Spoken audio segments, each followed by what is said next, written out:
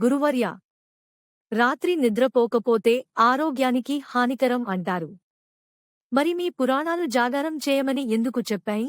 నీడలో ఉన్న సత్యాన్ని తెలుసుకోవాలని చూస్తున్నావు, డాక్టరు.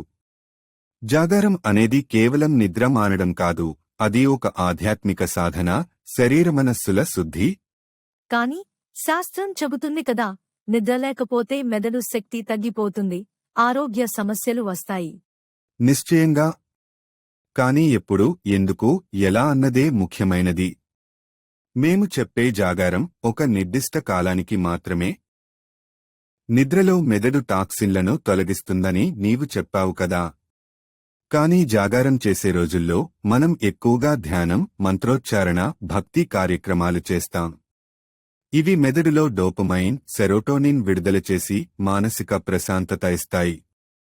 నిద్రలో శరీరం స్థిరంగా ఉంటుంది, కాని జాగారం చేసినప్పుడు, ప్రత్యేకంగా ఉపవాసంతో, శరీరం కొవ్వును శక్తిగా మారుస్తుంది. ఇది ఓటోఫాజీ, శరీరం పురాతన కణాలను తొలగించుకునే ప్రక్రియ ని ప్రేరేపిస్తుంది. ఆసక్తికరంగా ఉంది. అంటే జాగారం సమయంలో ఉపవాసం కూడా ఉండడం ఒక శాస్త్రీయ ప్రయోజనం కలిగించొచ్చా? ఖచ్చితంగా. ప్రత్యేకమైన రాత్రుల్లో శరీరాన్ని డిటాక్స్ చేయడం, మానసిక శక్తిని పెంచడం కోసం జాగారం చేస్తారు.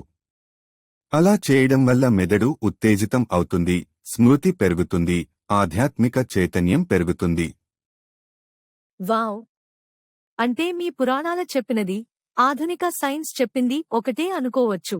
అవును, కానీ సైన్స్ ఇప్పుడే అర్థం చేసుకుంది, మా ఋషులు వేల ఏళ్ల క్రితమే తెలుసుకున్నారు. ఆధ్యాత్మికత మరియు శాస్త్రం ఎప్పుడూ విభిన్నం కాదు, అవి ఒకే నాణేరు రెండు వైపులు. చాలా అద్భుతమైన విషయం గురువర్య. ఇక నుంచి నేను కూడా ప్రత్యేక రాత్రుల్లో జాగారం చేయడానికి ప్రయత్నిస్తాను. అలా చేస్తే శరీర, మనస్సు, ఆత్మ మూడింటికీ శుద్ధి కలుగుతుంది.